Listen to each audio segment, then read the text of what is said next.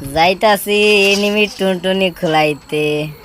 ছাদে গেলাম, নিচে এনিমি নাই, এনে দেখি সব কটা এনিমি আমরা। একটা এনিমিরে পাইলাম, ওয়ান টেপ দিলাম, টুনটুনি খুলে পড়লো না। এখন যাইতে যাইতে আমারে পাশতে মারলো। এই রন থেকে ওই রনে গেলাম, দেখি এনিমি সামনে। এটারে ওয়ান টেপ মাইরা দিলাম নষ্ট করে, আরেকটা ওটারে দিলাম যাতা। এই ফাঁকে একটা মিটি করে ফেলাইলাম। এমনি দেখি আরেকটাই আমারে ডাউন করে দিতেছে।